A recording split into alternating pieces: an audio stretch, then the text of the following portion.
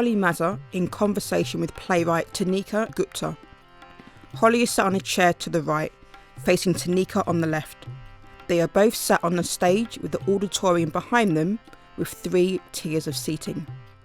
Holly is a 30-year-old white woman with medium-length dark brown hair.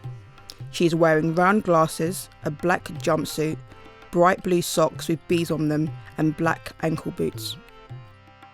Tanika is a South Asian woman and uses the pronouns she, her. She is wearing red jeans and a black top. She has medium-length brown hair and is wearing silver bangles. Hi, I'm Holly Mazur, the head of drama at Fulham Boys School, and I'm joined by Tanika Gupta, the playwright of A Doll's House, which was first performed here at the Lyric Hammersmith in 2019. Hi, Tanika. Hi there. So, Tanika, what drew you first to adapting A Doll's House? Well, actually, I always loved Ibsen's classic, and so I'd seen it so many times on the stage. What I love about the play is that it is actually a feminist play. And the whole idea of just setting it in one house with a main protagonist being a woman, it's a kind of strangely modern play, given that it was written in 1879. And of course, the fact that she leaves her husband at the end and her children, I mean, that slamming door at the end reverberates through the centuries. And so it's always been a fascinating play. And as usual, because I'm obsessed with colonialism and what Britain did in India, I wanted to try and make it my own in a sense. And what's great about using Ibsen in this way is that you can kind of inject your ideas into it without it becoming a history lesson. So I would say that the first reason for adapting A Doll's House was because I loved the play. That's as good as reason as any, I think. How aware, when you were adapting it, were you of the context of 21st century Britain, London, and the place that it would be performed in? Well, I originally actually adapted it for radio, so that was several years before this particular production at the Lyric. So I kind of was already writing it not necessarily for the theatre, but for the world, in a sense. And when I brought the play to Rachel at the Lyric, she basically asked me to go a bit further with the text and to make it much more my own. And so that was like a sort of, like a green light for me to make it my own. In a sense, what's great about adapting a play like this is that you don't have to worry about the characters and you don't have to worry about the story or even the scenes, because it's already there, and not only is it there, it's been done brilliantly. So really what I was trying to do was almost put a template of my own ideas onto it. That's so interesting. And you stayed quite true to the original text in many ways, but you did add a scene in Act 1, Scene 3, a conversation between Tom and Dr. Rank. What was the thought behind including that moment in the play? I think if you look at the original Ibsen, the character of Helmer is so utterly obnoxious right from the beginning that to a modern audience you're watching it and thinking, who is this guy and why is she with him? So really what I wanted to try and do was to soften both the men, to make Tom Helmer much more likeable, so that there's a reason why he's married Neru. It's not just that he thinks that she's exotic, but he actually does love her, and he objects to the way that the British treat a lot of Indians in India, but also to look at the character of Rank, because in a sense he's the sort of man that she should have really been with, and to show that he's even more liberal than Tom. And so it was really to give those two male characters a bit more basis to them rather than just being oppressors. And that was huge fun. I mean, it was also quite scary to write a play, to write a scene in the middle of an Ibsen classic and go, look, this is me, now this is me. But it seemed to work. I think it definitely worked. It gave us an insight into Tom so that he didn't just become this kind of two-dimensional man within the play. Yeah. What prompted you to set it in Victorian India? And was there some distance that you were trying to put between the original and your version? I wish I could say that I was really, really strict about how I did it, but actually it's simply because my family are from Calcutta, and so I know Calcutta really well. And in a sense, it just came organically. I thought, why not set it in Calcutta? But also, particularly in the time that it was written, which is, I think it was first performed in 1879. And at that time in India, the Brits were really, really ruling over India, and Indian nationalism hadn't really sort of started yet. You know, I mean, that comes a couple of decades later. And so I was freed from having to write about nationalism, but I wanted to show the beginnings of a feeling of Indian pride, but also to show that the way that the British ruled over India, and to show it in a kind of microcosm in this house, in Neeru's house. So Neeru, in a sense, represents India, and Helma represents Britain. And you spoke about the way that you worked with Rachel when you brought the play first to her and she asked you to put a bit more of yourself into it. How did the two of you work together to prepare this for the stage?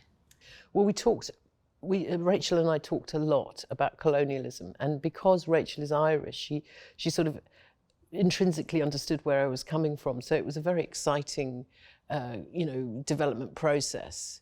And in terms of bringing it to the stage, I think that as a writer, all you can do is write what you want, and then the director comes along and basically breathes life into it. And so it was a very, very enjoyable process working with not only with Rachel but with the actors as well. And as a playwright of a new play, even though it's an old play, writers go into rehearsals, and so we're working together. So it's a collaborative process. It's not like writing a novel where you write a novel and then you send it to the publishers. It is very much a thing that you keep reworking it, rewriting it. The minute somebody speaks the words, sometimes they don't sound quite right. They sounded great in your head, but not actually when they're spoken out loud. So there was a lot of rewriting and also cutting in rehearsals. So but after about 3 weeks, I think as a writer, it gets a bit dull watching the actors saying the same lines again and again. So you go away and then you come back at the end when they're running it. That is, that they're doing the whole thing from beginning to end, and you can see the whole play. That's fascinating. We spoke earlier with Rachel about how the musicians were responding to the rehearsals. I had no idea that the writer was also responding to the rehearsals as they happened. Did you, as a writer, have in your mind a key message that you wanted to get across to your audience that sort of drove through the whole process? I think the key message was very much the same as Ibsen's message, which was, look at the way the women are treated and look at this patriarchal situation. I mean, even Ibsen himself at the time talked about the fact that all the laws of the land are made for men. I mean, women at that point couldn't even own their own property. So everything was, according to how they were in their marriage. So I think that for me, that was the main message, but underlying that and underpinning it all is also about colonialism, and that is another message. And I think it goes, in this adaptation, it goes hand in hand, which is basically, the British were ruling over, I mean, I think it was something like, they at that point, they ruled over about, 2/3 of the world. So India's not the only place, there's vast swathes of Africa as well. So it is about looking at colonial history. And I feel very strongly that that kind of history is not taught at school. I certainly wasn't taught it. My kids weren't taught it at school. And it's not the same as, for example, in Germany, where they do teach their kids about what happened under the Nazi regime, the Holocaust, etc. But we never, ever learn about it in history lessons in Britain. And so that is a big message for me in A Doll's House. And I think it speaks to why it was so important that you set it in Victorian India, and not in London in 2021, but it does still speak to a contemporary audience. Yeah, I hope so. And Calcutta was the headquarters of the British Raj, and where Tom Helmer is working in the play is called Writers' Building, which is where all the British clerks and tax collectors worked. And it's still there to this day, this massive, vast red brick edifice. How much research went into the sort of culture and context before you started writing? Well, I think playwrights are a bit like magpies. We pick things up, endless Google research, as well as I did go into the British Library and mooched around in there. And what I was really interested in was what were Indian women doing at that time, particularly from that class, so we're talking upper middle class. There's a lot of stuff about caste in the play, and so to me Niru is one of the few educated Indian women, because I think generally they weren't educated, and so I did do a little bit of research to make sure that I wasn't just making it up. Obviously I did make up a lot, but that they did exist, and there were doctors and lawyers and women who were photographers and all sorts of people, but ultimately they were in what we call purdah, which is basically they were not allowed out very much without covering their faces and their heads, unless you were working class and obviously working in the fields or whatever. So yes, that kind of research I was really interested in. A lot of people have said to me, oh, I don't think those women existed. And I say, they did actually, they did. So when Niru leaves at the end, often people say to me, well, what will happen to her? She'll just end up destitute. And I can now point to all my research and say, look, there were at least 20 women that became doctors around that time. They weren't necessarily allowed to practice, but they were highly educated and had independent lives. Well, it feels like there's such an honesty to her story, particularly the choice of the Kathak dance that she performs for Tom. Why did you include that, and why that particular type of dance? My mother used to be an Indian dancer, so and my father was a singer. So I grew up in a house full of Indian music, so I know all my different forms of Indian classical dance. And Kathak is particularly like a Mughal court dance. It's very fast footwork, lots of twirls, and you often see it in the old Bollywood films where there are courtesan dancers dancing for men. So it's sort of slightly, seen as a sort of almost geisha girl kind of dancing, but it's also very similar to flamenco dancing. So it's very glamorous to watch, and so that to me was much more interesting. I mean, certainly Tom would find it very sexy to watch, whereas the other kinds of Indian classical dancing are much more devotional to gods, in temples, and I didn't think that was quite what we were looking for. How do you see the tension between the two religions played out within the script? One of the things I find really interesting about Christianity is that Gandhi says when he comes to England around that time, he says that Christianity is like an atmosphere all around him. And I think that that's very, very much what Christianity was like in India at the time, that it was seen as a sort of superior religion, and that Hinduism was full of, mumbo jumbo, superstition, ancient rubbish sort of thing. And so there was a tension between the two, and many Indians were converted to Christianity. So, for example, in A Doll's House, Niru is converted to Christianity in order to marry Tom, and there's no question about it. And she doesn't even question it really until she starts talking about watching her maid praying and all the joss sticks and the incense, and she starts to feel quite nostalgic. And so I think it's about using religion as a way of discussing, well, what does colonialism actually mean? Does it also mean about subjugating people's religion?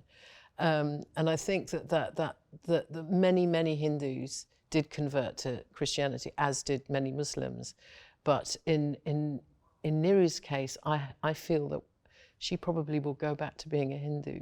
And that, I guess, is looking forward to what would happen beyond the end of the play for Niru and indeed some of the other characters.